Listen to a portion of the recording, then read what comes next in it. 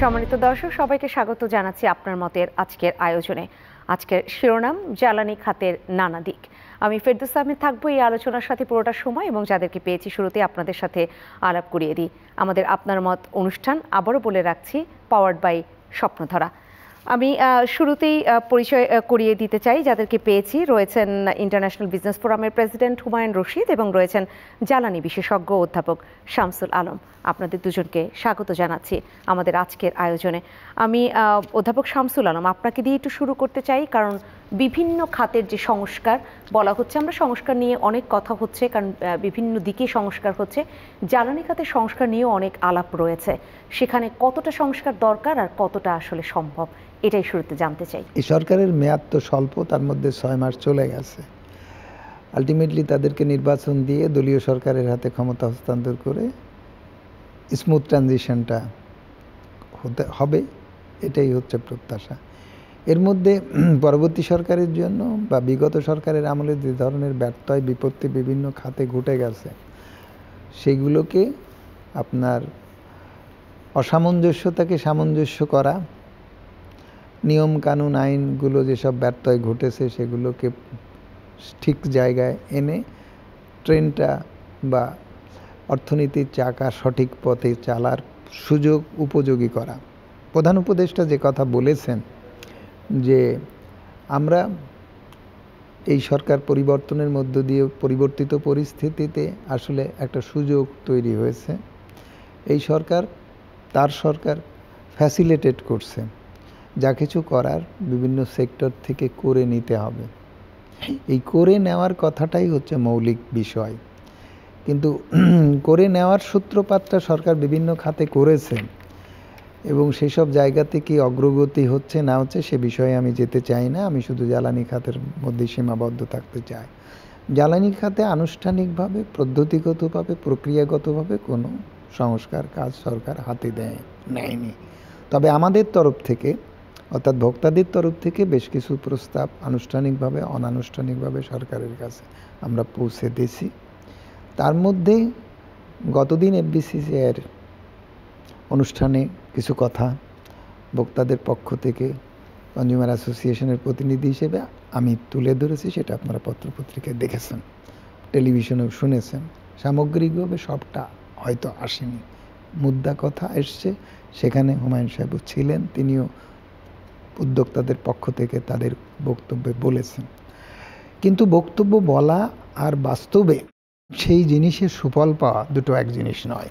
আমরা প্রথমেই সরকারের কাছে যেটা প্রত্যাশা করেছি, আজকে 6 মাস পার হয়ে যাচ্ছে, আমাদের মধ্যে হতাশা দেখা দিয়েছে, অনিশ্চয়তা দেখা দিয়েছে। জ্বালানি নিরাপত্তা নিয়ে যে কথা উঠেছে সেটা নিশ্চিত হওয়ার কোনো রূপরেখা মানুষ পায়নি। মানুষের কতদিন পর্যন্ত কতটা কষ্ট স্বীকার করতে হবে এবং জ্বালানি বুভুক্ষার শিকার হতে হবে, অভিঘাতের শিকার হতে হবে, অর্থনীতি এই অবস্থায় কী ধরনের অচল অবস্থার শিকার হতে যাচ্ছে বা হচ্ছে, এবং সব ক্ষেত্রে মৌলিক অধিকারের যেসব বিষয়গুলো আছে সেসবগুলো যদি ঘাটতি থাকে, যেমন ধরেন অন্ন, বস্ত্র, বাসস্থান, চিকিৎসা, স্বাস্থ্য, এগুলো তো মৌলিক অধিকারের ব্যাপারগুলো, উপাদানগুলো। এগুলোর ঘাটতিতে মানুষ কষ্টে থাকে, মানুষের বিপদ বাড়ে। কিন্তু সবার আগে জ্বালানির যদি ঘাটতি থাকে তার বিপদ চরমে এবং সব ক্ষেত্রে সর্বব্যাপী, এবং এটা ভয়ঙ্কর রকমের বলতে পারেন প্রাণঘাতী। ডায়াবেটিককে প্রাণঘাতী অসুখ বলা হয়, এটা তার থেকেও অর্থনীতির জন্য, অর্থনীতির প্রাণঘাতী বললেও কম বলা হবে। এবং সেই জায়গাটা যথোপযুক্তভাবে অ্যাড্রেস করার জন্য যে ধরনের আয়োজন দরকার ছিল সেটা সরকারের মধ্যে অনুপস্থিত। তা আমরা প্রথমেই শুরুটা যেভাবে সরকারকে করতে বলেছি, এখনও বলছি যে আমার গত 15 বছরে প্রতিটা খাতে যে ধরনের অন্যায় এবং অযৌক্তিক ব্যয় বৃদ্ধি করে সমন্বয় করা হয়েছে এবং তাতে করে উত্তর ঘাটতি বেড়েছে, সেই ঘাটতি অ্যাডজাস্ট করার জন্য সরকারের ভর্তুকি বাড়াতে হয়েছে, ভোক্তার মূল্য বৃদ্ধি করা হয়েছে। তাহলে যে অন্যায় ও অযৌক্তিক ব্যয় বৃদ্ধি হয়েছে, যেটাকে আমরা লুণ্ঠনমূলক ব্যয় বৃদ্ধি বলেছি, সেই ব্যয় কতটা 15 বছরে কিউমুলেটিভ হয়েছে সেটা সরকারকে নির্ধারণ করতে হবে। এবং এই ব্যয় বৃদ্ধির জন্য যে প্রতিষ্ঠান সেটা সরকারি প্রতিষ্ঠান হতে পারে, সরকারি কর্মকর্তা হতে পারে, ব্যক্তি প্রতিষ্ঠান হতে পারে, ব্যক্তি হতে পারে, এবং তাদের বিরুদ্ধে ব্যবস্থা নেওয়ার জন্য বিআরসি আইনে যথাযথভাবে আইনি প্রতিকারের ব্যবস্থা করা আছে। বিআরসি কখনোই সেই আইনের আওতায় ব্যবস্থা নেয়নি, নেওয়ার মতো তার আগ্রহ এবং নেওয়ার মতো তার সক্ষমতা ছিল না, এখনো সেই জায়গায় বিআরসি। আপনার কাছে আমি আবারও আসবো, আপনি মোটা দাগের আলোচনাটা শুরুতেই করে দিলেন চমৎকারভাবে। আমি আসতে চাই হুমায়ুন রশিদ আপনার কাছে। যে কথাটা একদম অধ্যাপক শামসুল আলম বলছিলেন যে এই সরকারের মধ্যে তো সেই বিষয়গুলো অনুপস্থিত, তিনি বলছিলেন, এবং ভোক্তা অনুভব করছে যে দরকার, আসলে সংস্কারগুলো দরকার, কিন্তু বাস্তবে গিয়ে সেগুলো যদি না পাওয়া যায়, এবং সেটা সেই জায়গা থেকে আমি আবারও আপনার কাছে এই প্রশ্নটা রাখতে চাই যে কতটা সম্ভব, না পাওয়া গেলে তো সমস্যা ভোক্তার জন্য, কতটা সম্ভব পাওয়া বাস্তবে? প্রথমত আমি একজন উদ্যোক্তা, আমি কিন্তু রাজনীতিবিদ না, বলে আমি অনেক কিছু আপনাকে খোলামেলা বলতে পারবো না। আমরা যেটা বুঝি, যে কোনো উদ্যোক্তা, বাংলাদেশের যে কোনো উদ্যোক্তা, তিনি কিন্তু একজন ভোক্তা। উনি এনার্জি কনজিউম করেন কোনো না কোনোভাবে, যদি ম্যানুফ্যাকচারিংয়ে হন কিংবা সার্ভিসিং সেক্টরে হোক। অতীতেও উনি করতেন এই কাজটা, বর্তমানেও করেন, ভবিষ্যতেও কিন্তু এই এনার্জির কনজিউমার উনি। ফর এক্সাম্পল, বাংলাদেশ সবচেয়ে বড় সেক্টরটা হচ্ছে আরএমজি গার্মেন্ট সেক্টরটা। এখানে কিন্তু প্রচুর প্রসেস ইন্ডাস্ট্রিজ আছে। আপনার এই যে কাপড়গুলোকে প্রসেস করতে হয়, ডাইং ফিনিশিং যখন করতে হয়, তাদের প্রচুর গ্যাস প্রয়োজন হয়। এই গ্যাসের দাম ছিল 15 টাকা, সেই গ্যাসের দাম হয়ে গেছে 30 টাকা। কিন্তু এই কষ্টটা তো সে ধরে রাখে নাই, এক। 2 নম্বর হচ্ছে আপনার যে ক্যাপটিভ পাওয়ার জেনারেশন ছিল, সেটা ছিল 15 টাকা, সেই গ্যাসের দাম হয়ে গেছে 30 টাকা 8 আনা, 31 টাকা 8 আনা, এরকম একটা পর্যায়ে যেয়ে ঠেকেছে। এটা তো কষ্টে ধরা ছিল না। আজকে ভ্যাট, আজকে দেখেন একটা ভ্যাট আসছে বছরের মাঝামাঝি একটা সময়, যেটা ভোক্তাদের উপরে কিন্তু ডিরেক্টলি আসছে। এই গ্যাসের প্রাইস বাড়ানো, এই এই ভ্যাটের যে মূল্য বৃদ্ধি, ভ্যাটে আবার মৌকুফ করে দেওয়া হয়েছে। মজার ব্যাপার হচ্ছে মৌকুফ করে দেওয়া হয়েছে এলপিজিতে। আমি শুধু আপনাকে উদাহরণ দিই, আগে ছিল 9 টাকা, এখন হচ্ছে 95 টাকা। কেন? কোনো ভ্যাটের কোনো মূল্য বৃদ্ধি হয় নাই, ট্যারিফের বৃদ্ধি হয়েছে। এটা হচ্ছে যে লোকটা আগে ছিল ক্ষমতায়, উনি আছেন, যিনি এই নোটগুলো ইনিশিয়েট করেন, ওনার কোনো পরিবর্তন হয় নাই। উনি কতখানি ভোক্তার কাছাকাছি, এটা জানার ব্যাপার আছে। ভোক্তার সাথে কতক্ষণ উনি কথা বলছেন, কখন উনি কথা বলছেন, কতক্ষণ কথা বলছেন না। আজকে একটা উদ্যোক্তাকে ডাকা হচ্ছে না, তাদের সাথে কথা বলা হচ্ছে না, কী ধরনের পলিসি সামনের শিল্পের জন্য দরকার। আগামী 2030 সালে আরেক রকম শিল্প আসবে, শিল্পের প্যাটার্ন অন্যরকম আসবে। আপনার কোয়ালিটি বিদ্যুতের প্রয়োজন হবে, অনেক রিলায়েবল বিদ্যুতের প্রয়োজন হবে। কোয়ালিটি বিদ্যুৎ মানে কি? আমরা যেটা বুঝি, কোয়ালিটি বিদ্যুৎটা হচ্ছে যে আপনার 415 ভোল্টেজ যদি বলেন, কিংবা 11 কেভি বলেন মিডিয়াম ভোল্টেজে, কিংবা 33 কেভি যদি বলেন, 33 কেভি হতে হবে। আপনার 50 সাইকেলস যদি বলেন, 50 সাইকেলস হতে হবে, না হলে আপনার এই মাইক্রো প্রসেসর কন্ট্রোল ইকুইপমেন্টগুলো নিবে না। ভোক্তা হিসাবে আমি এটার গ্যারান্টি চাই। এটা যে কোনো ইউটিলিটিসকে আমাকে এই গ্যারান্টিটা দিতে হবে যে সে আমাকে বিদ্যুৎ দিবে, নিরবিচ্ছিন্ন বিদ্যুৎ, 1 নম্বর। কারণ আমি তাকে টাকা দিয়েছি আমি নিরবিচ্ছিন্ন বিদ্যুৎ পাওয়ার জন্য, এবং জ্বালানি সরবরাহ নিশ্চিত, একদম নিরবিচ্ছিন্ন বিদ্যুৎ পাওয়ার জন্য। সেই টাকাটা আমি দিয়েছি, সেই টাকার বিনিময়ে তা সে আমাকে নিরবিচ্ছিন্ন সরবরাহ নিশ্চিত করবেন, হচ্ছে না। 2 নম্বর হচ্ছে কোয়ালিটি বিদ্যুৎ। কোয়ালিটি বিদ্যুৎ যদি আমি না পাই, তাহলে আগামীর যে অটোমেশনস যেটা করছি আমরা, এই যে মাইক্রো প্রসেসর কন্ট্রোল ইকুইপমেন্ট করছি, রোবোটিকে যাচ্ছি, এই যে অটোমেশনে যাচ্ছি, এই জিনিসগুলা আমার ডেটা লস হয়ে যাওয়ার চান্সেস আছে। স্যার কিন্তু বুঝবেন, উনি কিন্তু এই জিনিসগুলো খুব ভালো করে বোঝেন। আমরা চাচ্ছি কি? আমরা চাচ্ছি এখন একটা জ্বালানি সরবরাহ, কিন্তু জ্বালানির যে কোয়ালিটিটা, এটা নিয়ে কিন্তু আমরা কোনো সময়, গত সরকারের সময় আমরা অনেকবার চিল্লিয়েছি, অনেকবার বলেছি যে আমরা কোয়ালিটি এবং কোয়ান্টিটি দুটা যাতে সমান পাই। এই জায়গাটা একটা অভাব ছিল। দুটারই ঘাটতি রয়েছে। বিভিন্ন সময় আপনারা যেটা বলে থাকেন, ভোক্তা হিসেবে আমাদের এই কোয়ালিটিও পাচ্ছেন না, কোয়ান্টিটি জায়গাটাও পাচ্ছেন না। আমি নিরবচ্ছিন্ন বিদ্যুতের জায়গা থেকে অধ্যাপক শামসুল আলম আপনাকে একটু যদি বলি যে এবছর যেটা আগাম জানান দেয়া হলো যে গ্রীষ্মে সর্বোচ্চ 18,000 মেগাওয়াট বিদ্যুতের দরকার হবে, এটা জানিয়েছে Bangladesh independent power producer association, এবং বলা হচ্ছে যে তার বকেয়া যদি শোধ করা না হয় তাহলে তারা এগুলো বন্ধ করে দিবে, তেল চালিত সব ইয়েগুলো বন্ধ করে দিলে সেক্ষেত্রে যে ঘাটতি হবে সেখান থেকে দেখা যাবে যে 2,500 মেগাওয়াটের মতো লোডশেডিংয়ের যে সম্ভাবনা তারা সেটা তুলে ধরেছেন। নিরবচ্ছিন্ন বিদ্যুৎ তো শিল্পের জন্য চাইতে পারি আমরা, অন্যান্য কাজ বাদই দিলাম, শিল্প আমাদের অর্থনীতি ধরে থাকতে হলে আমাদের চাইতে হবে, সেক্ষেত্রে কোয়ালিটি কোয়ান্টিটি কোথায় আমাদের এনশিওর করা হচ্ছে? কিভাবে? আপনাকে যে কথা দিয়ে আমি শুরু করেছিলাম, আপনি লুণ্ঠনমূলক ব্যয় সংযোজন হয়ে আজকের মূল্যহার যে জায়গায় এসে দাঁড়িয়েছে, দুটো কাজ সরকারকে আগেই করতে হবে, যে আমি কত ব্যয় বৃদ্ধি 15 বছরে অ্যাকুমুলেটিভ ওয়েতে করেছি, সেইটা সরকারকে নির্ণয় করতে হবে।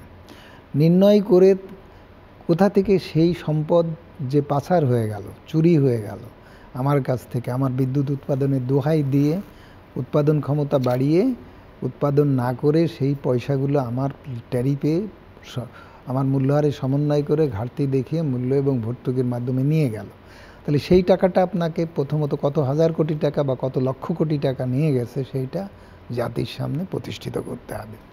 দ্বিতীয়ত প্রশ্ন হচ্ছে, এখন যে মূল্যহার আছে, যে কথাটা গতদিনের সেমিনারে আসছে, গ্যাসে 20,000 কোটি টাকা ঘাটতি আছে, বিদ্যুতে 35,000 কোটি টাকা ঘাটতি আছে। তাহলে এখনকার আমরা বলছি যে এই মূল্যহার কতখানি কমানো সম্ভব, সেই লুণ্ঠনমূলক ব্যয় সমন্বয় হয়ে আজকে মূল্যহার এই জায়গা হয়ে গেছে। মূল্যহার বাড়ানোর পরে ঘাটতি এত রয়ে গেছে, সরকার তা ভর্তুকি দিচ্ছে, তাহলে এইটা কতখানি এই ব্যয় কমিয়ে যৌক্তিক করা যায় সেই পরিমাণটা নির্ধারণ করতে হবে। সেইটা নির্ধারণ না করে সবার বাকি বকেয়া হচ্ছে। যেমন ধরেন, আমি প্রথমেই আসি ফার্নেস অয়েলের কথা। ব্যয়কে নির্ধারণ করবেন, যেটা হুমায়ুন রশিদ বললেন, আগের লোকটাই তো রয়ে গেছে, যদি এরকম বিভিন্ন জায়গায় হয়। এখন কথা হচ্ছে যে সেইটা নির্ধারণ করবেন। আমরা হুমায়ুন সাহেবরা যে শিল্প ভোক্তা, আবাসিক ভোক্তা, বাণিজ্যিক ভোক্তা, এইরকম ক্যাটাগরি, বিভিন্ন ক্যাটাগরির ভোক্তারা আছে। যখন দাম বৃদ্ধির প্রস্তাব আসে তখন আমরা গণশুনানি করি। সরকারকে, বিআরসিকে বলতে হবে যে তুমি এখন গণশুনানি করে তুমি যে নির্ধারণ করো, সেই গণশুনানির ভিত্তিতেই তুমি এই ব্যয় বৃদ্ধি কতখানি অযৌক্তিক আছে সেটা বের করো, এই ব্যয় বৃদ্ধি কতটা কমানো যায় সেটা বের করো, কত টাকা এতকাল লুট হয়েছে তুমি বের করো। এটা অন্য কেউ সরকার কমিটি করে এই চুক্তি ও চুক্তি যাচাই বাছাই করছে, তাদের পক্ষে এটা করা সম্ভব না, যতক্ষণ পর্যন্ত ভোক্তা ইন্টারভেন করে কোথায় কোন জায়গায় আছে বেছে না দিতে পারবে, এটা তৃতীয় পক্ষের কাছে সম্ভব না। বিচার কখন সম্ভব হয়? যে বিচার চাই আর যার বিরুদ্ধে বিচার চাই, দুজনের কথাই শুনে একটা সিদ্ধান্ত নিতে হয়। সরকার ভুল পথে যাচ্ছে, যেভাবে করছে, অমুক কমিটি দিয়ে অমুক চুক্তি যাচাই করাচ্ছে, অমুক শ্বেতপত্র বের করতেছে, এইসব যেসব কমিটির আমরা সংস্কারের আলামত হিসেবে দেখছি, এগুলো দিয়ে এইসব বিষয় হবে না। এখন আসেন, এবার গণশুনানিও পাইনি। প্রশ্ন, গণশুনানির বিষয়টি একটা জিনিস, আর এই যে ধারাবাহিকভাবে কোন জায়গাগুলোতে কত টাকা বৃদ্ধি করা হয়েছে, যে ভুক্তভোগী না সে কী করে এটা বলতে পারবে, বুঝতে পারবে? সে তার এক্সপার্টাইজ দিয়ে তো এটা তার পক্ষে বলা সম্ভব না। তো সেটার জন্য আমাদেরকে লাগবে, আমরা কোথায় কত টাকা আমার কাছ থেকে বেশি নেওয়া হচ্ছে আমরা তো বরাবরই বলে আসছি, এবং সেই সব জায়গায় উপেক্ষা করে বিআরসি মূল্যহার নির্ধারণ করেছে, করে আজকে এই জায়গায় নিয়ে আসছে, এবং তারপরেও ঘাটতি রয়ে গেছে আপনার, সেটা ভর্তুকি দিচ্ছে। ভর্তুকি দেওয়ার টাকাটা কতখানি যৌক্তিক সেটাও দেখার বিষয় আছে।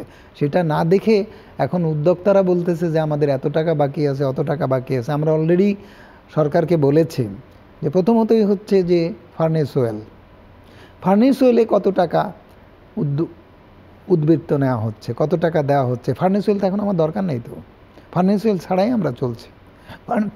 ফার্নেস ওয়েল থেকে যে বিদ্যুৎ উৎপাদন করা হচ্ছে সেটা নামমাত্র। তারা অলরেডি পিডিবিকে নোটিশ দিয়ে বলেছে যে আমরা বিদ্যুৎ যা উৎপাদন করছি আমাদের রেকর্ড রাখা যাবে না, এবং সেটা রেকর্ড রাখা হচ্ছে না। 10%-এর নিচে বিদ্যুৎ উৎপাদন হলেও তাদেরকে পেনাল্টি দিতে হবে।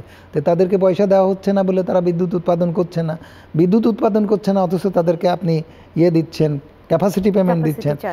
2022 সালের মে মাস থেকে এতদিন পর্যন্ত এভাবে চলে আসছে। হুমায়ুন সাহেব বলছিল যে এই অবস্থা শুরু আসলে আওয়ামী লীগের আমলেই তো শুরু হয়ে গেছে। তো এতদিন ধরে তাদেরকে এইভাবে বকেয়া অ্যাকুমুলেটেড হচ্ছে বিদ্যুৎ না দিয়ে, নামমাত্র বিদ্যুৎ দিয়ে। এটা আমাদের মাথায় রাখতে হবে। এইটা হাইকোর্টে ক্যাব গেছে যে এদের সব ক্যান্সেল করে দেন, আমাদের এই বিদ্যুৎ দরকার নেই, এই বিদ্যুৎ ছাড়াই তো আমরা চলছি, তাহলে ওদের ক্যাপাসিটি পেমেন্ট দিতে হবে কী করে? এইটা যদি আজকে শক্তিশালী সরকার হতো তাহলে আমি মনে করি যে এটা 7 দিনের মধ্যেই তাদের কন্ট্রাক্ট ক্যান্সেল করে দিক, তারা যাক, আদালতে যাক, তারপরে ভোক্তারা বুঝবে, পয়সাটা তো ভোক্তারা দেবে। এখন আদালতে গেছে, ভোক্তারাই গেছে, যেটা বাতিল করে দেওয়া হোক। এইটা যদি বাতিল করে দেওয়া হয় তাহলে 20,000 কোটি টাকার উপরে বছরে সাশ্রয় হয় এবং 41 মানে 4,100 সামথিং মেগাওয়াট ক্যাপাসিটির বিদ্যুৎ আমরা পাচ্ছি না অলমোস্ট, এবং তাদেরকে ক্যাপাসিটি পেমেন্ট দিয়ে তাদের বকেয়া বাড়ায় যাচ্ছে এবং বকেয়াও নাকি খানিকটা পরিশোধও করা হয়েছে। এইবার আসেন যে আমরা বেসরকারি খাতে বিদ্যুৎ উৎপাদন করতে দেই কেন? একটাই কারণ যে বিদ্যুৎ উৎপাদন ক্ষমতা বাড়াতে হলে বা তো নতুনভাবে ইনস্টল করতে হলে যে ইনস্টল ব্যয় বা যে প্রজেক্ট কস্ট লাগে তার 70%ই বৈদেশিক মুদ্রা লাগে। সেই বৈদেশিক মুদ্রা সংস্থান করা রাষ্ট্রের পক্ষে কঠিন, তাই বেসরকারি খাতে বাড়তি দাম দিয়ে তারা বাইরে থেকে বিনিয়োগকারী নিয়ে আসে এবং এফডিআই ফরেন ডাইরেক্ট ইনভেস্টমেন্ট আনে, যে কারণে তাদের দেওয়া হয়। গ্যাস ভিত্তিক বিদ্যুৎ প্রায় অলমোস্ট 3,000 মেগাওয়াট। বাংলাদেশ ব্যাংক অর্থাৎ সরকার তাদেরকে ডলার সাপোর্ট দিছে। এইটা দিয়ে তাদের কাছ থেকে বেশি দামে বিদ্যুৎ কেনার কি দরকার ছিল? অলরেডি সেটার রিকভারি হয়ে গেছে। এখন তাদেরকে কিস্তিতে যে শোধ করা হচ্ছে, যে বিদ্যুতের দাম দেওয়া হচ্ছে, সেটা বর্তমানের ডলারের দাম যখন যেটা সেই হিসেবে দেওয়া হয়েছে। 2022 সালে ডলারের দাম ছিল 85 টাকা, 80 টাকা, 82 টাকা এরকম। সেই দামেই তো ট্যারিফ নির্ধারণ হওয়ার কথা, সেই নামে তো না হয়ে যখন যেটা হচ্ছে, তার মানে কি পরবর্তীতে ডলারের দাম বেড়েছে যখন বাড়তিটাই দেওয়া হয়েছে? না, বাড়তিটা তো দেওয়ার কথা না, কারণ ওই দামে দেওয়ার কথা, লেভেলাইজড টেরিফে ওইভাবে ফিক্স আপ হওয়ার কথা, সেটা করেনি। না করে এটা ফ্ল্যাট গেট ওপেন করে তাদেরকে দেওয়া হয়েছে, তার মানে তাদেরকে সুবিধা দেওয়া হয়েছে। যখনই এটা ধরা পড়বে আসবে, এটাও হাইকোর্টে মামলা হয়েছে যে তাকে এই সুবিধা, তার ডলারের সুবিধা দেওয়া হচ্ছে, তার তেলের সুবিধা দেওয়া, গ্যাসের সুবিধা দেওয়া হচ্ছে, গ্যাসের দাম সরকারি দামে দেওয়া হচ্ছে, তার গ্যাসের জন্য কোনো কিছু নাই। সে এইভাবে আবার ক্যাপাসিটি পেমেন্ট বাড়ায় করা হয়েছে। এই যে কাণ্ড কারখানাগুলো করে উদ্যোক্তাকে যে পিন পয়েন্ট করে দেখানো হচ্ছে যে এইভাবে বেশি দাম দেওয়া হয়েছে। তারপরে তাকে রেট অফ রিটার্ন যেটা দেওয়া হয়েছে, স্ট্যান্ডার্ড হচ্ছে 2022 সাল পর্যন্ত স্ট্যান্ডার্ড রেট হচ্ছে 6%-এর উপরে, 7%-এর নিচে, কাছাকাছি কম বেশি রেট অফ রিটার্ন, অর্থাৎ ওভারঅল মুনাফা দেওয়ার। এবং এর উপরে আপনার যে ইকুইটি মানির উপরে যে ইন্টারেস্ট, সেটাও এই 6%, 5.5-7%-এর মধ্যে। এগুলো কি করে 18% হয়? যেখানে 1%-এর নিচের ইন্টারেস্টে আপনি বাইরে থেকে কনসেশনাল রেটে সুদ নিয়ে আসছেন, জায়গার সুদ নিয়ে আসছেন। মাতারবাড়ি পাওয়ার প্ল্যান্টের জন্য 95% বিনিয়োগ আসছে ওই মাতারবাড়ির ওটা থেকে 0.7 বা লেস দ্যান 1% ইন্টারেস্টে। সেটা সরকার তার ইকুইটি মানি বানায় সরকার সেখান থেকে 3% ইন্টারেস্ট নিচ্ছে। এইসব সরকার নিজে লুণ্ঠন করছে সরকারি কোম্পানিগুলোর মাধ্যমে। সরকারি কোম্পানিগুলোকে 18% রেট অফ রিটার্ন দিছে। সরকারি কোম্পানিগুলোর মুনাফা থেকে সরকার কর্পোরেট ট্যাক্স নেয়নি, কর্পোরেট ট্যাক্স অ্যাডজাস্ট করেছে টেরিফের উপর থেকে। আসলে মুনাফার উপরে কর্পোরেট ট্যাক্স হবে। ওই যে আপনার সরকারি কোম্পানিগুলো করেছে। হুমায়ুন সাহেবরা বলছেন যে আমরা তো পলিটিশিয়ান না, সব কথা বলতে পারবো না। এই কথাগুলো তাদের পক্ষে বলা সম্ভব না, এবং এই কথাগুলো বলা সম্ভব হয়তো একজন শামসুল আলমই বলে। এই কথাগুলো কোনো বিশেষজ্ঞরা কোনোদিনই বলে না। হুমায়ুন রশিদেরও অনেক কথা বলবার রয়েছে। আমি হুমায়ুন রশিদ, আপনার কাছে ফিরবো। জ্বালানি খাতের নানান দিকের আলোচনা আসলে এত বিস্তর যে কোনো একটি দিকে আমরা যেতে পারছি না, বিক্ষিপ্তভাবেই আলোচনা আসলে করতে হচ্ছে, কারণ পুরো সেক্টরটাতেই অনেক আলোচনার বিষয় তো রয়েছে। আপনার কাছে একটু জানতে চাই, এখন যে উদ্যোগগুলো নেওয়া হচ্ছে, বলা হচ্ছে যে একদম উন্মুক্ত করে দেয়া হলো, বিশেষ করে বিনা টেন্ডারে কোনো ধরনের পাওয়ার প্ল্যান্ট করা যাবে না, যেটা পতিত সরকারের আমলে কোনো ধরনের পরিচয় থাকলেই করা যেত, এখন যাবে না। এই উদ্যোগগুলো কি অনেক বেশি আশা জাগানিয়ে তথ্য যোগায় কিনা? আমি আপনার সাথে কিছু জিনিস শেয়ার করতে চাই। প্রিভিয়াসলি প্রফেসর শামসুল আলম সাহেব যেটা বলেছেন, আমি কিন্তু উনি ভোক্তা সংরক্ষণ দেখেন, আমিও একজন ভোক্তা, শিল্প একজন ভোক্তা, এই জিনিসটার মাথায় রেখেই আমাদের করতে হবে। এইটা হচ্ছে আমার অন্যতম বা যে জিনিসটা আমি অ্যাড্রেস করতে চাই।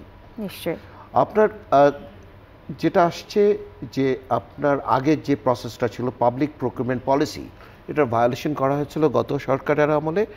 তারা একটা 2010 সালে একটা আইন পাশ করে নিয়েছিল সংসদ থেকে, যে আইনের আওতায় ওনারা যে কোনো আনসলিসিটেড প্রজেক্ট দিতে পারতেন যে কোনো পলিটিক্যালি মোটিভেটেড যে কোনো লোককে। ওই লোকের পলিটিক্যাল সম্পৃক্ততা থাকতে হবে, তাহলে ওই প্রজেক্টটা পাবেন। উনার ওই ইঞ্জিনিয়ারিং ব্যাকগ্রাউন্ড আছে কিনা, উনার ওই আর্থিক সক্ষমতা আছে কিনা, এটা কনসিডারেশনে আনা হতো না। এরকম অনেক এক্সাম্পল আছে। কিন্তু এর ভিতরে কথায় কথায় আসছে যে HFO বেসড পাওয়ার প্রজেক্টগুলো কেন আসলো, কেন যদি আসলো এই কথাটা যদি বলা হয়, তৎকালীন কিন্তু একটা পাওয়ার শর্টেজ ছিল এবং রপ্তানিও বাড়ছিল। রপ্তানি যখন যে হারে বাড়ছিল, এই রপ্তানি বাড়ার পেছনে আপনি যদি সরকার 3 টাকা কম্পেনসেট করে, 9 টাকা ইকোনমিতে কন্ট্রিবিউশন আসে। এটা কিন্তু ইকোনমিস্টদের ক্যালকুলেশনস। এটা স্যারও দেখবেন, এটা ক্যালকুলেট করে দেখবেন যে কত টাকা কম্পেনসেট করলে ইকোনমিতে কত টাকা কন্ট্রিবিউশন আসে। এই জায়গাটা কিন্তু শিল্প ওইভাবে গড়ে ওঠে নাই পরবর্তীকালীন সময়ে। বেড়েছে কোথায় পাওয়ার কনজাম্পশন, সেটা হচ্ছে ডোমেস্টিক পাওয়ার কনজাম্পশন বেড়ে গেছে, যেটা আমাদের খুব একটা ইকোনমিক্যালি কন্ট্রিবিউট করে না।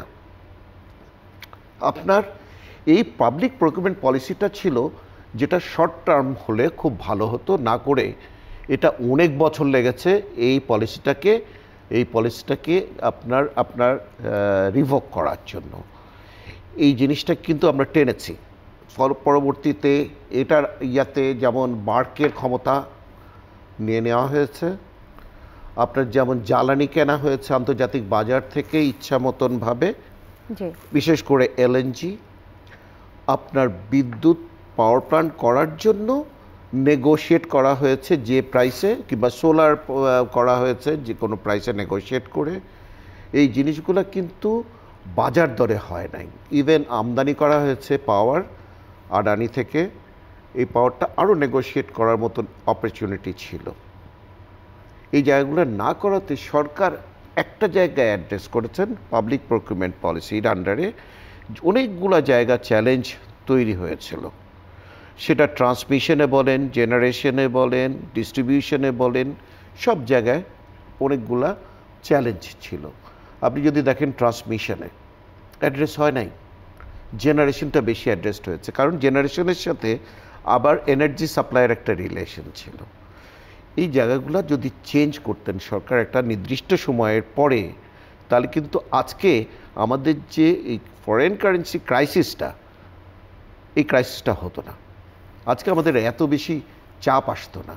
এই চাপ কিন্তু বিগত সরকারের 2 বছর আগের থেকে, 2-3 বছর আগের থেকে এই চাপটা কিন্তু আমরা অনুভব করছি। আপনি দেখেছেন যে এলসি হচ্ছিল না, কেন এলসি হবে না? এটা কিন্তু গত সরকারের আমলেই শুরু হয়ে গেছিল, এই সরকার ক্যারি ওভার করছেন। এলসি ওপেন করা যাবে না, কৃচ্ছ সাধন, নানান এইটা আমদানি করা যাবে না, বিলাসবহুল পণ্য, নানান কিছু তো তখন আমরা দেখেছি না। এই যে 50,000 কোটি টাকার ভর্তুকি, অলমোস্ট 20,000 আর 30,000 32,000 কোটি টাকার, 52,000 কোটি টাকার মতন আসে অন অ্যান অ্যাভারেজ। আপনার এখানে পিলফারেজ কতটুকু, লিকেজ কতটুকু, এটা ভাবতে হবে, এটা দেখতে হবে। এটা সরকারের দায়িত্ব। ফলে সরকারের কোন জায়গায় অভাব? গভর্নেন্সের অভাব। সরকারের নিজের ভিতরেই গভর্নেন্স নাই। এটা যদি বন্ধ করা যেত এই লিকেজটা, তাহলে আপনি 10%, আপনি যে বলছেন এই 10%, ওনারা দেখাচ্ছেন যে 10% যদি ইমপ্রুভমেন্ট আনতেন, তাহলে এনার্জিতে আজকে আমার দরকার হচ্ছে অলমোস্ট 3,800 MMCFD গ্যাস দরকার আছে। আমি আজকে পাইপলাইনে পাচ্ছি 2,000 MMCFD গ্যাস, বাকিটা আমাদেরকে মানে প্রায় 800-900 MMCFD গ্যাস আমাকে ইম্পোর্ট করতে হচ্ছে, LNG। আমি যদি এই গ্যাসটা লিকেজ ফর্মে নিয়ে যাই, তাহলে আমার একটা শিল্প বন্ধ হয়ে যাচ্ছে। এই লিকেজগুলো কোথা থেকে হচ্ছে? এই প্রশাসনিক গভর্নেন্সের অভাবেই এই জিনিসটা হচ্ছে। ভোক্তা সংরক্ষণ এই জায়গাটাকে অ্যাড্রেস করা দরকার, যে না আমরা স্ট্রিক্টলি এই চুরি বন্ধ করব, দাম বাড়াতে হবে না। এই 10% ইজিলি এই দাম না বাড়িয়েই আয় সরকার বেশি করতে পারে। মানে এইটা বন্ধ করলে আর দাম বাড়ানোর দরকার প্রয়োজন হচ্ছে না। আপনি কেন ভোক্তার উপর দিয়ে দিবেন? আমি যখন একটা শিল্প করতে গিয়ে আমি যখন এনার্জি কিনছি 30 টাকা দিয়ে, আপনি যখন আমাকে 30টা 35 টাকা করে ফেলছেন, এই টাকাটা তো অ্যাড হয়ে ভোক্তার পর্যায়ে মাথার উপরেই যাচ্ছে নিঃসন্দেহে। জনৈক ব্যক্তি উদ্যোক্তা বলেছিলেন যে 5 টাকার বিস্কুট 6 টাকা দিয়ে কেনা খাওয়ার সামর্থ্য কিন্তু অনেক লোকের নাই। বিশ্বাস করতে হবে এই কথাটা, আসলে বিশ্বাস করতে হবে। ভোক্তার পর্যায়ে এই জায়গাটা চিন্তা করতে হবে যে 5 টাকার বিস্কুট 6 টাকা হলে মানুষ খেতে পারবে না। কিন্তু সেটাকে আসলে বিশ্বাস করে কিনা এই ছোট্ট প্রশ্নটাও রাখতে চাই, কারণ ওই রুটি বিস্কিটের উপরেই তো আসলে ভ্যাটও বেশিই বাড়ানো হলো। হ্যাঁ, এই ভ্যাটের ব্যাপারটা আমি একটু পরে যাই। আমি যে জিনিসটাতে যাচ্ছি যে বিদ্যুতের ইয়াতে, এই বিদ্যুতের যে টেকনিক্যাল লস তো আছেই একটা, আপনি জানেন যে টেকনিক্যাল লস একটা আছে। এই টেকনিক্যাল লসের পরেও আরেকটা লসেস আছে। আমি রিসেন্টলি আমি আপনাকে বলি, আপনি যদি দেখেন ঢাকা শহরে এবং পার্শ্ববর্তী অঞ্চলগুলোতে যে ব্যাটারি চালিত রিক্সার যে শুরু হয়েছে, এই ব্যাটারি চালিত ব্যাটারির যে চার্জিং সিস্টেমটা কোথায় হচ্ছে? এই চার্জিং সিস্টেমের জন্য কি পয়সা দেওয়া হচ্ছে কি? এটা আপনি ইনভেস্টিগেট করেন। এই জায়গাটা গভর্নেন্সের একটা অসুবিধা আছে। যারা এটা দায়িত্বপ্রাপ্ত তারা এই দায়িত্ব পালন করছেন না, ফলে এটা কিন্তু ভোক্তার উপর এসে বর্তাচ্ছে। এর পয়সা কিন্তু এই ভোক্তাকেই দিতে হবে। এই ভোক্তাই যদি এই টাকাগুলো দিতে থাকে, তাহলে আপনার সামনে আমাদের যে চ্যালেঞ্জগুলো আছে, এই চ্যালেঞ্জগুলো আমরা কীভাবে অ্যাড্রেস করবো আমি জানি না। 2025 সালে আপনি যে বলছেন 18,000 মেগাওয়াট আমাদের প্রজেকশনে আছে যে লোড ডিমান্ড হবে। সামনেই কৃষি মৌসুম, তারপরে হচ্ছে গরম মৌসুম। এই দুটা মৌসুমকে যদি অ্যাড্রেস করতে হয়, তাহলে আমাদেরকে এখনই এনাফ এনার্জি রিজার্ভ করতে হবে। এখন কি তাহলে আমি এই সব পাওয়ার প্ল্যান্টগুলোকে টার্মিনেট করে দেবো কন্ট্রাক্ট? এটা একটা আত্মঘাতী ছাড়া কোনো কিছু হবে না। এটা আসলে কতটা আত্মঘাতী সিদ্ধান্ত, এবং যে অ্যাড্রেস করবার কথা হুমায়ুন রশিদ বললেন, অধ্যাপক শামসুল আলম আপনার কাছে আসি, অ্যাড্রেসগুলো আসলে যথাযথভাবে হচ্ছে না বলেই তিনি বললেন। এখনও কি সেটা নিয়ে ভাবা হচ্ছে যে সামনের দিনেও অন্তত অ্যাড্রেস করা হবে? ওই যে ওনার সব কথাগুলোর তো আমরা সামারি আকারে বা পিন পয়েন্ট করে দিছি, যে যতগুলো অযৌক্তিক ব্যয় যেভাবে বাড়ানো হয়েছে, সেটা ক্যাপাসিটি উৎপাদন ক্ষমতা যা দরকার তার থেকে বাড়ানো। আমি জ্বালানি সংস্থান করতে পারলাম না, তারপরেও আমি উৎপাদন ক্ষমতা বাড়িয়ে আমি খরচটা বাড়িয়ে দিলাম, অথচ বিদ্যুৎ উৎপাদন করলাম না। এরকম গ্যাসের ডিস্ট্রিবিউশন লাইন, সঞ্চালন লাইন যেগুলো বাড়ালাম, তা কোনো দিন গ্যাস সঞ্চালনে ব্যবহার হলো না। তারপরে সিস্টেম লসের কথা উনি বলেছেন, সেই সিস্টেম লস দেখা যাচ্ছে যে গ্যাসের ক্ষেত্রে 10% কমানো যায়, যে কথাটা বলা হয়েছে 10% বেশি হচ্ছে। সারা নেটওয়ার্কে, সারা গ্যাস নেটওয়ার্কে যে লিকেজ হয়, সে হাজার হাজার লিকেজ আছে আইডেন্টিফাইড। সেগুলো থেকে যদি ওই গ্যাসগুলো ট্রাপড হতো, তাহলে নারায়ণগঞ্জের মসজিদের মতো পুরা ঢাকা শহর অগ্নিসংযোগ হতো। তারপরে প্রত্যেক বছরে দেখা যাচ্ছে তিতাসের অবৈধ সংযোগ কেটে দেওয়া হচ্ছে, হাজার হাজার সংযোগ কাটছে।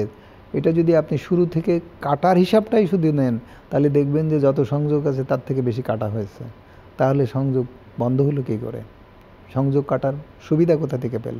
এবং এই সব সংযোগে যে ব্যবসা চলে, সেটা তিতাস জানে, সরকারের সব উচ্চ মহল জানে, পুলিশ জানে, সবাই জানে যে এগুলো কানেকশন দিয়ে, যাদের কানেকশন দেওয়া হয় তাদের কাছ থেকে পয়সা আদায় করা হয়। এটা একটা আলাদা বিকল্প চোরাবাজারি তৈরি হয়েছে। কয়লারও এরকম চোরাবাজার ছিল, আমরা হইচই করে ওটা বন্ধ করা হয়েছে।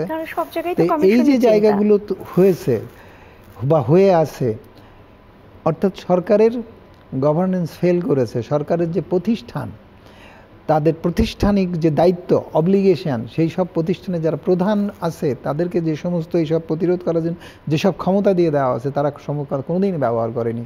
তাহলে তাদেরকে বিচারের আওতায় কেন আমরা আনছি না?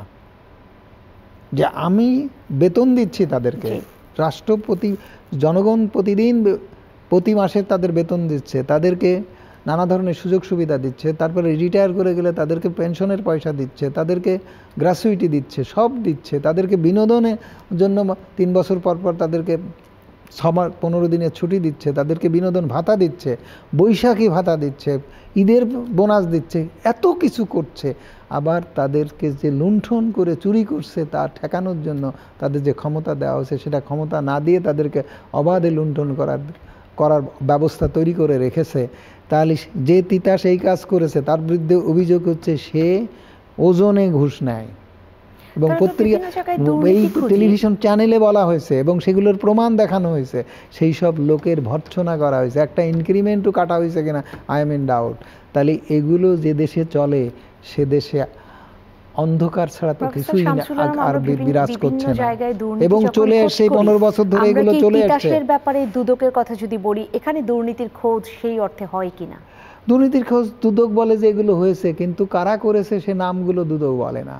আপনি এখন নাম আর সুনামে যদি হাত না দেন যারা এগুলো করে, তাহলে তাদেরকে এর থেকে বড় প্রশ্রয় আর কি হতে পারে?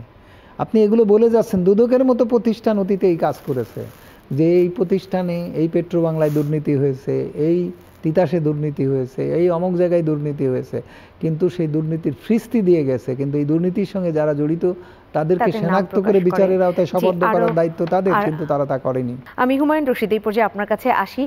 আপনি তখনও উৎপাদন খরচের কথাও বলছিলেন, ভোক্তার কথা বারবার বলছিলেন, এবং ভ্যাট সব শেষে যেটা বললেন যে পরে বলবেন। একদিকে উৎপাদন খরচ বেড়ে গেলে সেটাও ভোক্তার কাঁধে পড়ছে, আবার ভ্যাট বাড়ানো হচ্ছে সেটাও ওই নিম্নবিত্তের মানুষের কাঁধে গিয়ে, ভোক্তাদের মধ্যেও আবার যদি বলি নিম্নবিত্তের মানুষের কাঁধে সব থেকে বেশি পড়ছে। তাহলে মূল্যস্ফীতির যে একদিকে আমরা কমানোর কথা বলি, আর একদিকে এতটা কাঁধে এই পরিমাণ বোঝা কিংবা তাদের যদি নাভিশ্বাস অবস্থা বলি, কি দাঁড়াবে সামনের দিনগুলোতে? আপনার বছরের মাঝামাঝি সময় কোনো সময় ভ্যাটের এই ধরনের চেঞ্জেস আমরা এর আগে দেখি নাই। তো যারা এই সরকারি প্রশাসনে আছেন ওই একই গ্রুপ, একই লোকজন, যারা উঠে এসছেন, যারা চলে গেছেন, যারা নতুন করে এসছেন, ওনারাই একই ক্যাডারের লোক। ওনারা সরকারের এই মাঝামাঝি সময় এই ভ্যাটটা যে ইমপ্লিমেন্ট করলেন, এটা কিন্তু গ্রহণযোগ্য না। মানুষের এমনি একটা দ্রব্যমূল্যের দাম নাবিশ্বাস হয়ে গেছেন, যেটা আমার মনে হয় প্রফেসর শামসুল আলম সাহেব খুব ভালো করে জানেন এবং বোঝেন। সমস্যাটা কোথায় হয়েছে আমি আপনাকে একটা এক্সাম্পল দিই এনার্জি সেক্টরের, যেটা হচ্ছে আপনার এলপিজিতে আপনার ট্যারিফ ভ্যালুতে আপনার 9 টাকা ভ্যাট ছিল। সেই ভ্যাটটা সরকার প্রথমে 15% ফ্ল্যাট রেটে বসায় দিয়েছেন, দেওয়ার পরে সরকার এটাকে আবার উইথড্র করেছেন, করে নিয়ে বলছেন এই নতুন ট্যারিফ ভ্যালুটা চেঞ্জ হয়ে গেল, এবং নতুন যে ভ্যালুটা আসলো এতে আপনার ভ্যাট দিতে হবে 95 টাকা। কে দেয় এই ভ্যাটটা? এই ভ্যাটটা কে দিচ্ছে? এই 12 কেজি সিলিন্ডারের উপরে ভ্যাট দিচ্ছে যিনি গ্রামের একজন মহিলা, গ্রামের একজন ভোক্তা, যারা আপনার এই ধানমন্ডি, গুলশান, বনানীর অভিজাত এলাকায় থাকেন, তারা কিন্তু এই ভ্যাটের আওতায় পড়ছেন না, কারণ ওনারা তো এলপিজি ব্যবহার করেন না। আপনি যদি সাধারণ ভোক্তাদের কথা চিন্তা করেন, এই এলপিজির যে 95 টাকা করে পার এলপিজি 12 কেজি সিলিন্ডারে আপনি ইম্পোজ করলেন, এটার একটা ট্রিমেন্ডাস ইম্প্যাক্ট আসবে কোথায়? আপনি যদি দেখেন যে স্মল বিজনেস এন্টারপ্রেনার যারা আছে, এদের ভিতর যারা ধরেন পুরি ভাজে, চায়ের দোকান দেয়, তারা কিন্তু এই এলপিজির উপর ডিপেন্ডেন্ট। আপনি কি চিন্তা করেন না একবারও যে এতগুলো টাকা তার পক্ষে দেওয়া সম্ভব হবে কিনা? তার পক্ষে এক কাপ চা 5 টাকার চা 6 টাকা করা সম্ভব হবে কিনা? রমজান মাসে কি দাঁড়াবে? আপনার সামনে রমজান মাস, তখন কি দাঁড়াবে? মানুষের পক্ষে রমজানের যে খাবার, এই ভাজা পোড়া খাওয়ার কিন্তু বন্ধ করে দিতে হবে, মানুষ পারবে না। একটা আপনার উত্তর অঞ্চলে বিশেষ করে শীত প্রধান দেশ, তাদের অজু করার সকালবেলায় পানি লাগে, গরম পানি লাগে। এটা এই এলপিজি দিয়ে পানিটা গরম করে নিয়ে তারপর তারা অজু করে। আপনি কি একবারও চিন্তা করেন নেই সে কথা? এই এলপিজি দিয়ে পুরা সেক্টরটা এখন কন্ট্রিবিউট করতে পারে, যেটা এলএনজি রিপ্লেসমেন্ট হিসাবে আসতে পারে। এলপিজি সাবসিডাইজড না, কিন্তু আপনার এলএনজি সাবসিডাইজড। আপনি এলএনজির জন্য প্রচুর বৈদেশিক মুদ্রা খরচ করতে হয়, এবং এই এলএনজিটা দিয়ে আপনি যে পরিমাণ টাকা বছরে দিতে হয় আপনার এবং ভর্তুকি দিতে হয়, আপনি এটাকে এর উপর নির্ভরশীলতা কমিয়ে আপনি এলপিজির উপর নির্ভরশীলতা যদি বাড়ান, তাহলে কিন্তু আপনার অনেক বেশি শিল্পায়নও হবে, শিল্পের প্রসেস ইন্ডাস্ট্রিগুলোও এলপিজির উপরে চলে যাবে, প্লাস অন্যান্য ইন্ডাস্ট্রিগুলোও যাবে। এলপিজির উপর থেকে ভ্যাট এবং অন্যান্য ট্যাক্স সম্পূর্ণভাবে মওকুফ করা উচিত। কারণ হচ্ছে এলপিজি হচ্ছে ক্লিন এনার্জি, এবং আগামীর ভবিষ্যতের জন্য এর চাইতে আর বেটার সলিউশন আমার কাছে মনে হয় আপনি যে চিত্র তুলে ধরলেন তার উপরে যদি আবার রেস্টুরেন্টের খাবারে 15% ভ্যাট দিতে হয়, তাহলে আসলে মানুষ কি করবে? আমি অধ্যাপক শামসুল আলম আপনার কাছে আসি। ভারতের কাছ থেকে ডিজেল নেওয়া হচ্ছে এবং আগেও নেওয়া হয়েছে। আমাদের ভারত থেকে 1000 কোটি টাকার ডিজেল, মোটামুটি 1137 কোটি টাকার, সেখানে 1,30,000 মেট্রিক টন ডিজেল আমরা আমদানি করব। পরিশোধিত জ্বালানি তেলের চাহিদা 74 lakh metric ton, 46 lakh ton ডিজেলই, তার মধ্যে 80% আমদানি করতে হয়। সেই চিত্রটাও তো আসলে ভয়াবহ কিনা আপনার কাছ থেকে একটু জেনে নিই। আপনি আসেন, কয়টা জিনিস সরকারের হাতে রাখতে হবে। একটা হচ্ছে খাদ্য নিরাপত্তা বিঘ্নিত হলে মানুষ না খেয়ে মারা যাবে। সে অভিজ্ঞতা এই দেশের মানুষের ব্রিটিশ আমল থেকে আরম্ভ করে বাংলাদেশের আমলেও সে অভিজ্ঞতা হয়েছে। 2008 সালে টাকা নিয়ে ঘুরে বেড়াইছে, বিশ্ববাজারে খাদ্য পাওয়া যায়নি। খাদ্য নিরাপত্তা নিশ্চিত করার জন্য সক্ষমতা অর্জনের বিষয়ে সরকার গুরুত্ব দিয়েছে। মাঝখানে এই খাদ্যের ব্যাপারে খানিকটা সহনশীল অবস্থায় এসছে, আমরা অনেকটাই খাদ্যে স্বয়ংসম্পন্ন হওয়ার মতো অবস্থায় চলে এসেছিলাম। এখন কিছুটা ভিন্ন দিকে যাচ্ছে। প্রাকৃতিক দুর্যোগের ভিতরে হয় নাই। হ্যাঁ, এখন আসেন যে বেসিক্যালি এই যে জায়গাটা, সেটা সম্ভব হয়েছে এই খাতে পর্যাপ্ত ভর্তুকি দিয়া। এই ভর্তুকি দেওয়ার সুবিধা ভর্তুকি দেওয়ার সরকারের ভাষায় অসুবিধা সরকার কাঁধে নিয়ে সুবিধা কতগুলো জায়গায় হয়েছে যে বাইরে থেকে খাদ্য ঘাটতি মেটানোর জন্য আমদানি ব্যয় কমেছে। তাহলে ভর্তুকি দিয়ে লাভ হয়েছে না ক্ষতি হয়েছে, এই হিসাবটা আমাদের দেশের বিশেষজ্ঞরা, অর্থনীতিবিদরা তেমনভাবে করে সামনে আনেনি। কিন্তু আমরা বাই দিস টাইম খাদ্যে স্বয়ংসম্পূর্ণ হয়ে অন্তত মানুষ না খাওয়ার মতো অবস্থায় পড়েনি, এ কথা দাবি করতে পারি। জ্বালানিতে যখনই কোনো কিছুর দাম বাড়ে, বাণিজ্য মন্ত্রণালয় যেসব পণ্য আমদানি করে বা দেশে উৎপন্ন হয়, তখনই মূল্য নিয়ন্ত্রণ করার জন্য সরকার তার রাজস্ব আহরণ অর্থাৎ শুল্ক ভ্যাট কমিয়ে ফেলে। বহু দৃষ্টান্ত আমরা দেখেছি।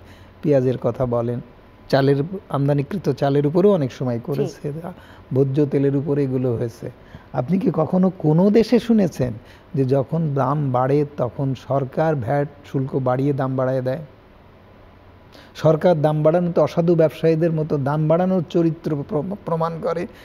এইবার এই সরকারের আমলে সেটা হয়েছে, আওয়ামী লীগ সরকারের আমলে হয়েছে, যে বিশ্ববাজারে তেলের দাম বেড়ে গেছে, তখন জ্বালানি তেলের উপরে 34% ভ্যাট ইম্পোজ করেছে। এবারে তো একসঙ্গে এই সরকারের আমলে মানুষ মূল্যস্ফীতির কষাঘাতে জর্জরিত হচ্ছে, তার ভোগ্য ব্যয় সে কমিয়ে মোকাবেলা করছে, তার জীবনযাত্রার মান নেমে যাচ্ছে। প্রায় 80% লোক নিম্ন আয়ের মানুষ, তারা নাবিশ্বাস উঠে গেছে। সেখানে 100টা পণ্যের মূল্য বাড়িয়ে দিয়ে সরকার তার রেভিনিউ বাড়ানোর চেষ্টা করলো। সরকার কি একবারও ভেবে দেখেছে যে কত % ভোগ ব্যয় কমে যাবে, পণ্য প্রবাহ কমে যাবে, চাহিদা কমে যাবে, কমে গেলে মানি প্রবাহ কমবে, সাপ্লাই চেনে যারা ব্যবসায়ী আছেন সব জায়গাতে যেগুলো ব্যবসায়ী চেন যারা জড়িত আছে, ভ্যালু অ্যাড হচ্ছে, তারা প্রত্যেকে কি পরিমাণ ঝুঁকির মধ্যে পড়ে গেল, তাদের আয় কমে গেল, তাদের লস মুনাফা কমলো বা লসের দিকেও লসের হুমকি বাড়লো, তাহলে সরকারের ভ্যাট কোত্থেকে আসবে? সরকারের ভ্যাট কমবে না। তো এই যে ব্যাপারগুলো আছে, এই সব ব্যাপারগুলোতে এখন আপনি জ্বালানিতে ভর্তুকি দেওয়ার বিষয়টি আপনার চিন্তায় চেতনায় নেই কেন? জ্বালানিতে কোন শ্রেণীকে ভর্তুকি দিতে হবে? ভর্তুকিতে তাদের প্রোডাক্টিভিটি বাড়াতে হবে। প্রোডাক্টিভিটি বাড়ালে সেবা এবং বাজারে যদি আপনার পণ্যের দাম কম থাকে তাহলে প্রবাহ বাড়বে, আন্তর্জাতিক বাজারে আপনি কম্পিটিশনে টিকে থাকতে পারবেন। তাহলে এই জায়গাগুলোর হিসাব নাই কেন? আইএমএফ এর কথা যদি বলেন, শর্তের কারণেই কি এইসব ভর্তুকি এগুলো হচ্ছে কিনা আইএমএফ এর কাছ থেকে ঋণ নেওয়ার পর? প্রশ্নগুলো অন্য জায়গায়, আমরা সেটা খেয়াল করিনি। আপনি কিছুক্ষণ আগে বলেছেন না যে আমরা ভারতের কাছ থেকে ডিজেল আমদানি করছি। ভারতে ডিজেলের দাম বেশি আমাদেরকে বলা হয়, কর্তা ব্যক্তিরা বলে যে আমাদের দাম বাড়াচ্ছে, আপনারা অস্থির হচ্ছেন কেন, ভারতে তো আমাদের থেকে বেশি, ভারতের কাছ থেকে আবার আমরা ডিজেল কিনতেছি। এই সমস্ত কথাবার্তা তো আমার কাছে বুঝে আসে না। এবার আসেন যে আপনি যদি energy trade cross border energy trade policy analysis করেন, তাহলে এই সাউথ এশিয়ান কান্ট্রিগুলোকে আলটিমেটলি এনার্জি ইম্পোর্ট কান্ট্রিতে পরিণত করার নীল নকশা বাস্তবায়ন হচ্ছে। এটা বাংলাদেশ বিদ্যুৎ আমদানিকারক দেশ হচ্ছে, বাংলাদেশ এলএনজি আমদানিকারক দেশ হচ্ছে, বাংলাদেশ কয়লা আমদানিকারক দেশ হচ্ছে, বাংলাদেশ তরল জ্বালানি আমদানিকারক দেশ হচ্ছে। তাহলে ইন্ডিয়া থেকে ডিজেল আমদানি করা তো সেই পলিসির আওতায় চলছে। তা আপনি এনার্জি ডিপেন্ডেন্ট কান্ট্রি হতে যাচ্ছেন, এনার্জি ইম্পোর্ট কান্ট্রি হিসেবে আপনাকে প্রতিষ্ঠিত করা হচ্ছে। যারা করছে তারা আপনাকে এই বেড়াজালে বেঁধে এই অবস্থা তৈরি করেছে। এখন এনার্জি ইম্পোর্ট কান্ট্রি হতে হলে তাদের মুনাফা সহ যে ব্যয় হবে, সেই ব্যয়ের ট্যারিফ যদি ভোক্তারা না দেয়, তো সরকারের ভর্তুকি দিয়ে তো সেটা হবে না। সুতরাং তারাই বাজারটা উন্নয়ন করে নিচ্ছে। এই বাজারটা উন্নয়ন করতে যেয়ে নিজের গ্যাস রপ্তানি করব 2007-08 সালে বলে আমরা জীবন দিলাম, জীবন দিয়ে ঠেকালাম যে রপ্তানি করতে দেব না, কারণ আমাদের বেশি দামে কিনতে হবে। সেই গ্যাস উত্তোলন হলো না, সেই গ্যাস তার পরপরই আমদানি করে বাড়ানো হলো, এফএসআরইও তৈরি হলো। 4,000 মিলিয়ন সিএফডি গ্যাস দিনে আমদানি হবে, এখন 1,000 হচ্ছে, 4,000 পর্যন্ত বাড়ানো হবে। কি ভয়াবহ কাণ্ড ঘটে গেল। আর সেই 4,000 করতে যে আজকে দেখা যাচ্ছে যে 20-22 টাকা পড়তেছে আমার গ্যাসের দাম পার কিউবিক মিটার, যেটা আমার লোকজন দিতে পারছে না। এখন ফ্যাক্টরিকে দিতে হবে 30% নতুন 75 mm সে পার কিউবিক মিটার গ্যাসের দাম দিতে হবে, পার ইউনিট গ্যাসের দাম, সেই প্রস্তাব আসতেছে। তো এই যে ঘটনাগুলো ঘটেছে, তো বিহাইন্ড দ্য সিন একটাই কারণ, যে আপনি এদেশকে এনার্জি ইম্পোর্ট কান্ট্রি বানাচ্ছেন। সুতরাং ওই জায়গাটা আপনাদেরকে বুঝতে হবে। আমাদের উদ্যোক্তারা আহাজারি করতেছে, কিন্তু তারা বুঝতে পারলেও বলতে পারতেছে না।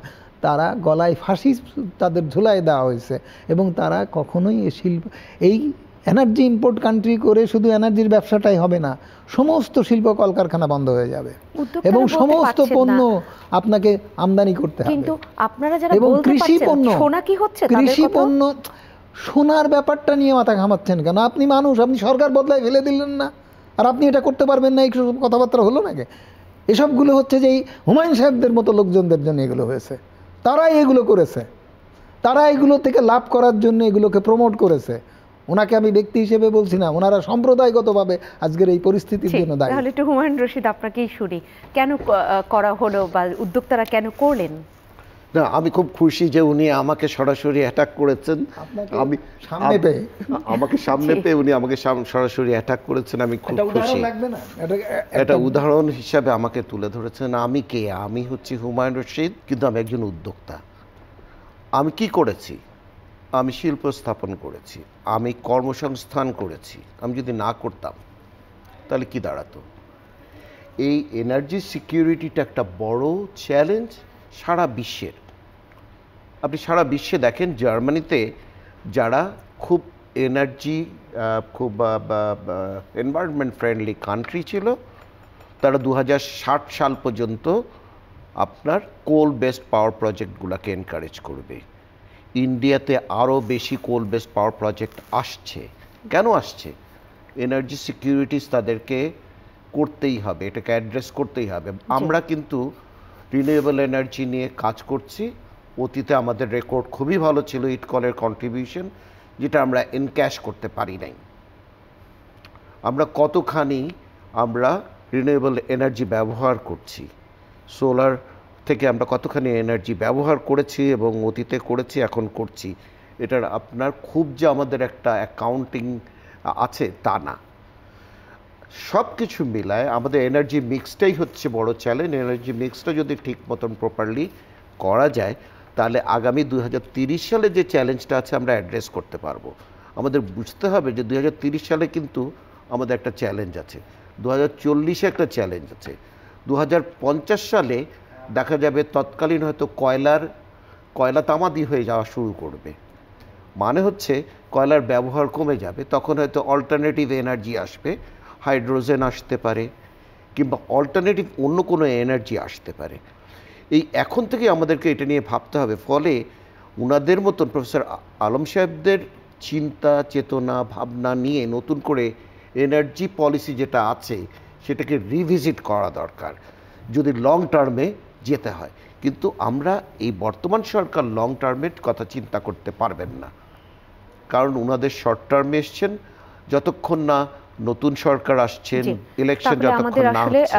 নির্বাচিত সরকার যদি বলা যেতে পারে নির্বাচনের পরে তারা এই ব্যাপারে উদ্যোগ নেবেন, বা আপনি যেটা বললেন যে অধ্যাপক শামসুল আলম যারা চমৎকারভাবে তুলে ধরছেন সেই চিন্তা, গভীর চিন্তাগুলো, সেগুলো নিয়ে কাজ করবেন। আমরাও সেই প্রত্যাশা রেখে আজকে শেষ করছি। অসংখ্য ধন্যবাদ জানাচ্ছি হুমায়ুন রশিদ আপনাকে, অধ্যাপক শামসুল আলম আপনাকে অসংখ্য ধন্যবাদ। সম্মানিত দর্শক, আপনাদেরকে অসংখ্য ধন্যবাদ ছিলেন আমাদের সাথে এতক্ষণের আলোচনায়। আপনার মত পাওয়ার বাই স্বপ্নধারার যে আয়োজন, আপনাদেরই মতের প্রতিফলন ঘটাতে আমরা শনি থেকে বৃহস্পতিবার ঠিক রাত 10টায় সম্প্রচার করে থাকি। দেখতে চোখ রাখবেন চ্যানেল 9-এর পর্দায়।